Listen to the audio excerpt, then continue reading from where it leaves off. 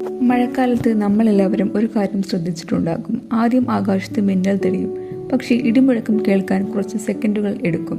മിന്നലും ഇടിമുഴക്കവും ഒരേ സമയത്താണ് ഉണ്ടാകുന്നത്. പിന്നെ എന്തുകൊണ്ടാണ് നമ്മൾ ആദ്യം മിന്നൽ കാണുകയും പിന്നീട് ഇടി കേൾക്കുകയും ചെയ്യുന്നത്?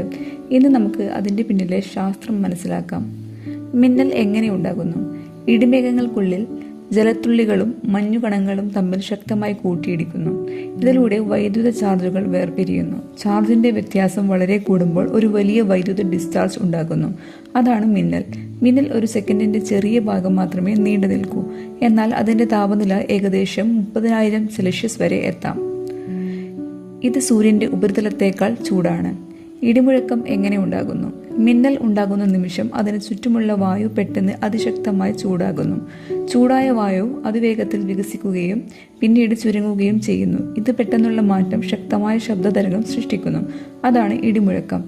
ആദ്യം മിന്നൽ കാണുന്നത് എന്തുകൊണ്ട്? ഉത്തരം വളരെ ലളിതമാണ്. പ്രകാശം ഒരു സെക്കൻഡിൽ ഏകദേശം 3,00,000 കിലോമീറ്റർ സഞ്ചരിക്കുന്നു.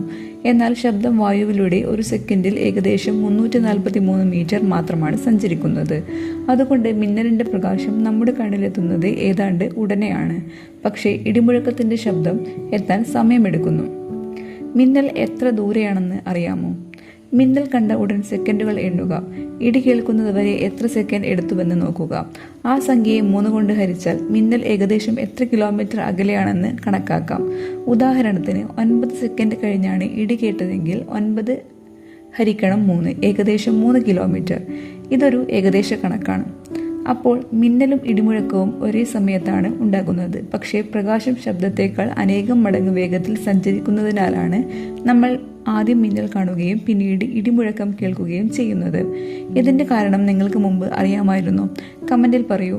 വീഡിയോ ഇഷ്ടമായാൽ ലൈക്ക് ചെയ്യൂ. ഇത്തരത്തിലുള്ള രസകരമായ മലയാള സയൻസ് ഫാക്ട്സ് വീഡിയോകൾക്കായി ചാനൽ സബ്സ്ക്രൈബ് ചെയ്യാൻ മറക്കരുത്.